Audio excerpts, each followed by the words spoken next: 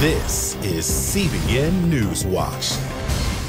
Hello, everyone. This is CBN NewsWatch. I'm George Thomas. Thank you for coming on the show. A caravan of nearly 200 Central American migrants is at the U.S.-Mexico border seeking asylum in the U.S., but their mission is on hold. Mark Martin has a story. Migrants from Honduras, El Salvador, and Guatemala have traveled for a month, making their way through Mexico to the San Diego border Sunday, the busiest crossing in the United States. They desperately want asylum in the U.S. Some families are even willing to risk being separated to cross the border. But U.S. authorities say this crossing is already at capacity and they cannot allow any more asylum seekers. Migrants say they'll wait as long as it takes.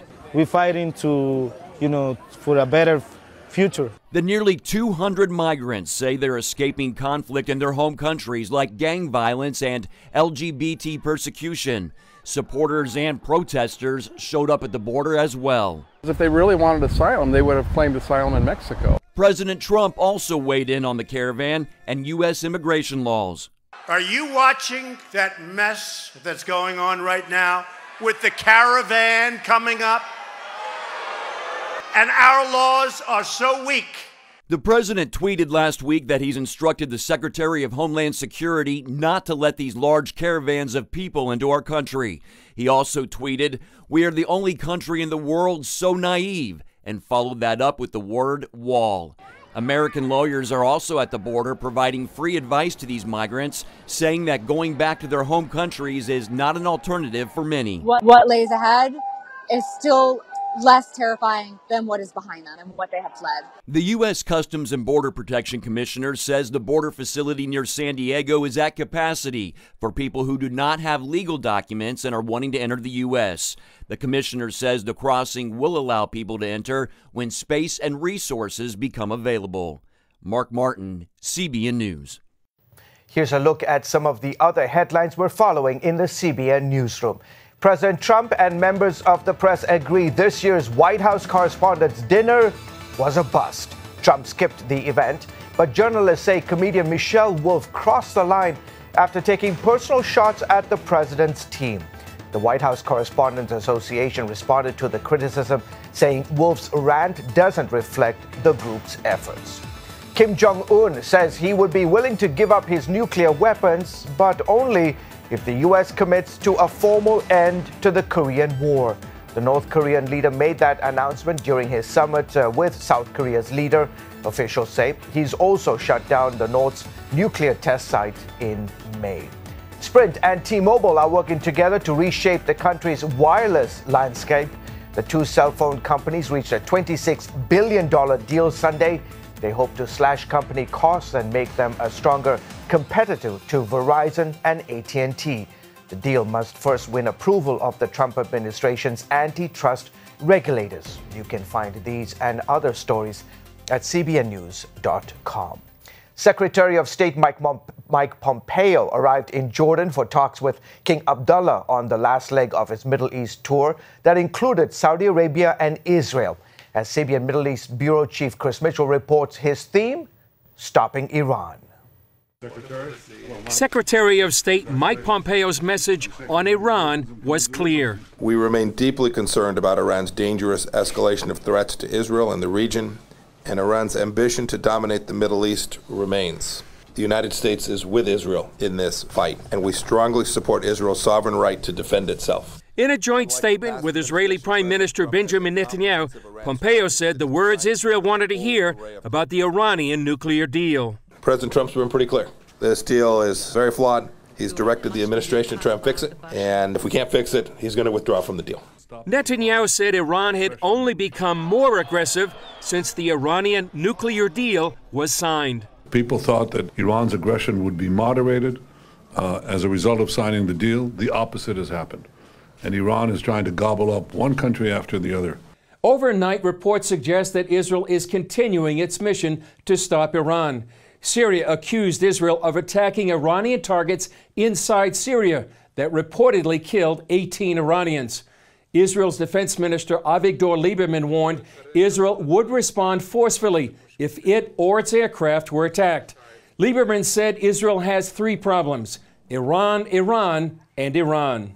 Pompeo said President Trump has a comprehensive strategy to deal with the entire Iranian threat. We are also working to counter the broad set of non-nuclear threats, Iran's missile systems, its support for Hezbollah, the importation of thousands of proxy fighters into Syria. Netanyahu and Pompeo met just 2 weeks before the opening of the new U.S. Embassy in Jerusalem. The bold decision by President Trump has prompted other countries, quite a few now, who are planning to move their embassy to Jerusalem as well.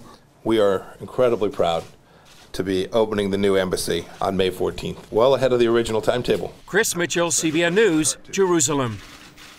Thank you, Chris. The toddler at the heart of a legal battle in the United Kingdom died early Saturday. Alfie Evans had been suffering an undiagnosed brain disease for more than a year. Alder Hay Children's Hospital took him off life support against his parents' wishes last Monday. Multiple courts in the UK legal system ruled that letting him live was not in the best interest of Alfie's parents. Tom Evans and Kate Evans fought hard for his right to live. They announced their son's death to his many supporters on social media.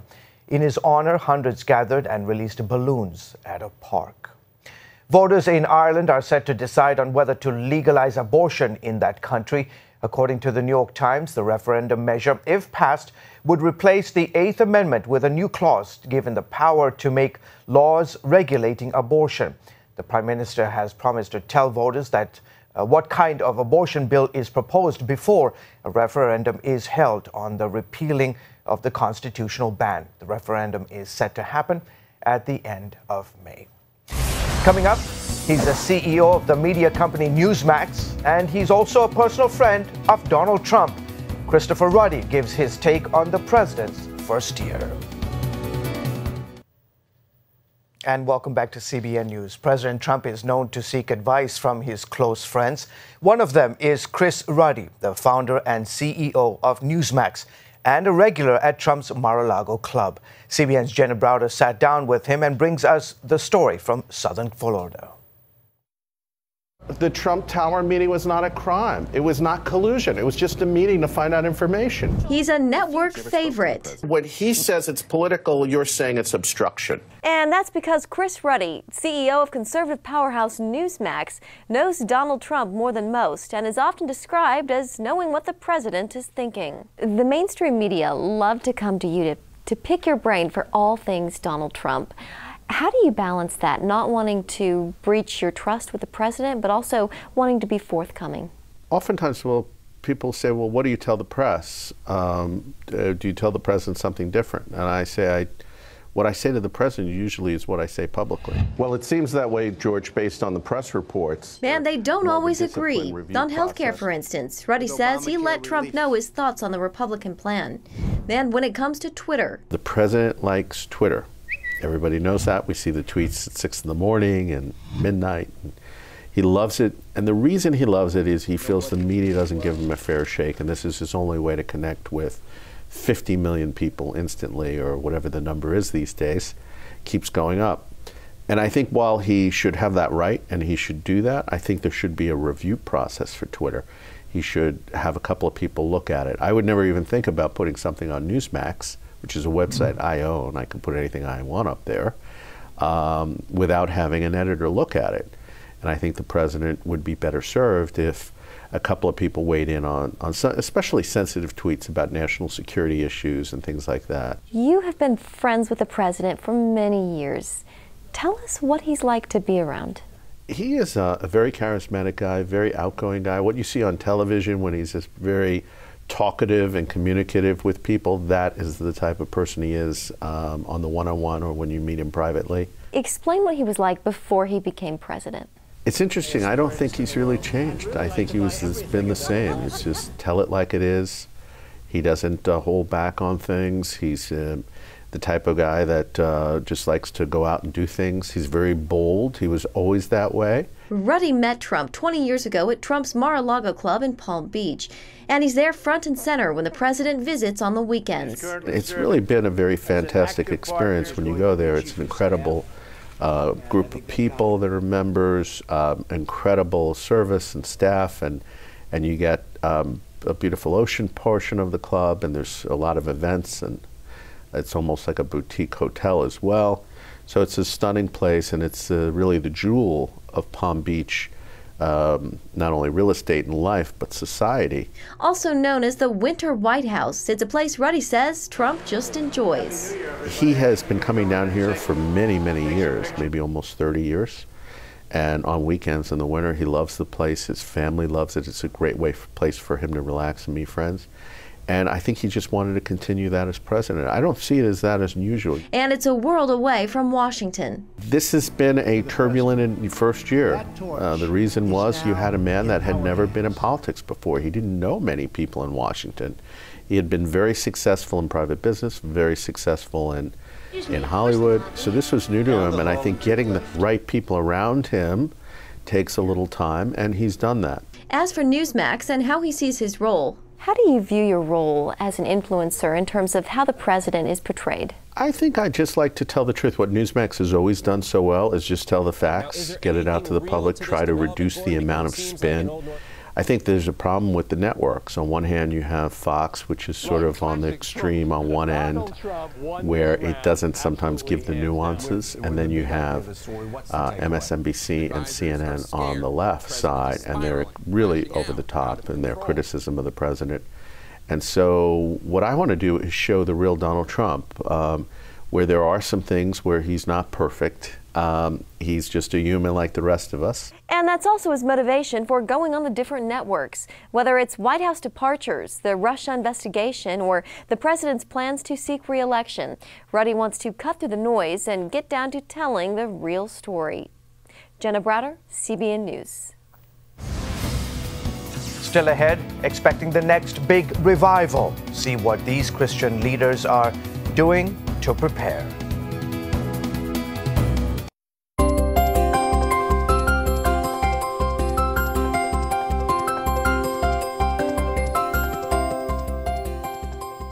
And welcome back to CBN News. Many Christian leaders are predicting the greatest harvest of souls in history is upon us or will soon be.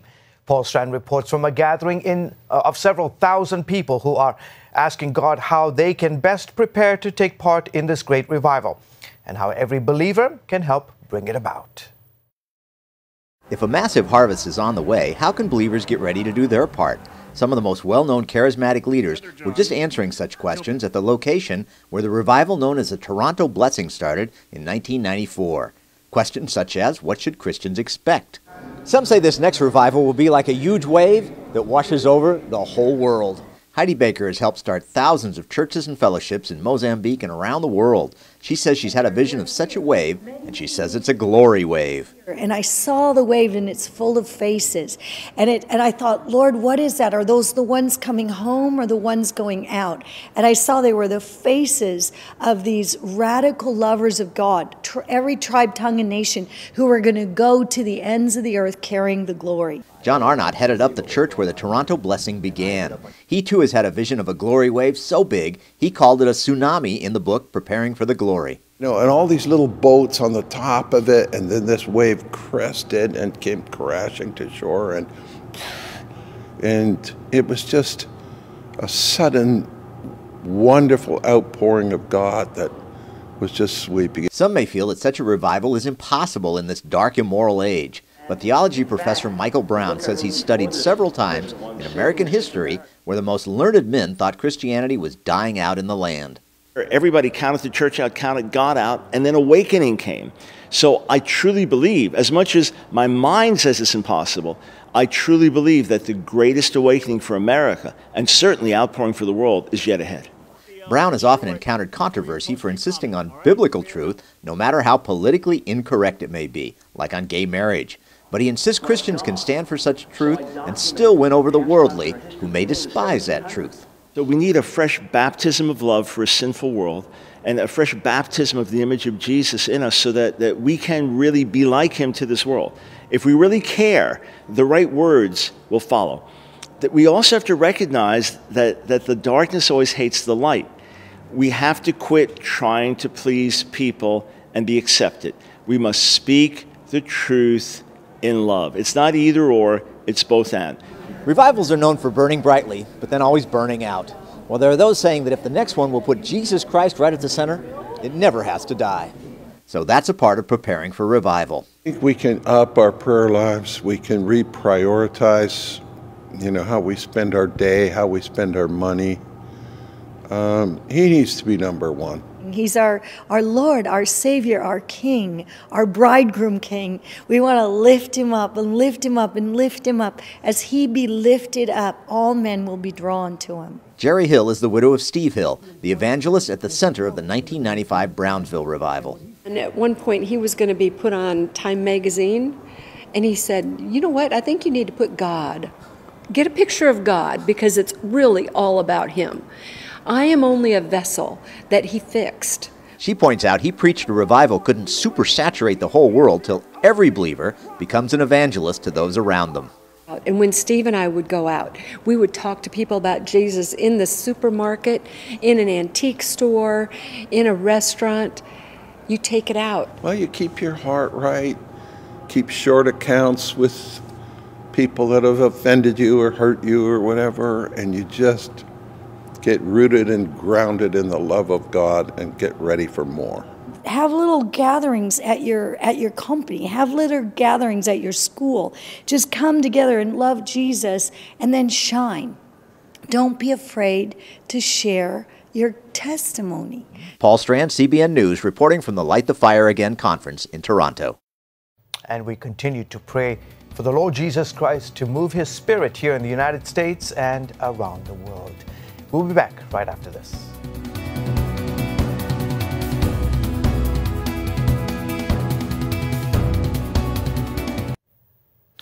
Shaquem Griffin, an all-star linebacker for the University of Central Florida, became the first football player with one hand to be drafted into the NFL on Saturday. He was drafted by the Seattle Seahawks during the third day of the NFL draft taking place in Dallas. Griffin was selected in the 5th round. His left hand was amputated when he was 4 years old due to a rare birth defect, which prevented his fingers from fully forming.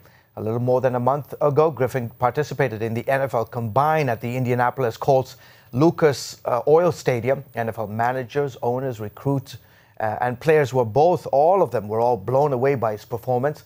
Before the big event, Griffin tweeted, "It's in God's hands." Griffin says he hopes his football career will inspire people, not just here in the U.S., but around the world. Operation Blessing is helping improve the lives of kindergartners in the West Bank. The playground and restroom facilities at Zatara were old and damaged and unsafe for children to use. So Operation Blessing was built a new restroom and installed 4 new sinks for the children so they could practice good hygiene. OB teams also restored the playground completely with artificial grass, swings, a seesaw, and other playground equipment.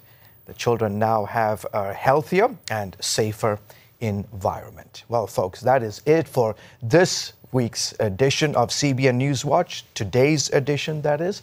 You can find more of our exclusive coverage of the issues you care about most at cbnnews.com. And while you are there, why don't you tell us about what you think of the stories you have seen here.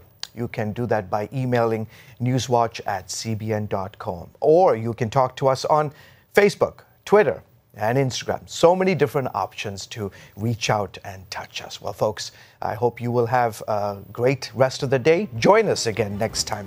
On behalf of everyone here in the control room, the studio at CBN News, have a fantastic day.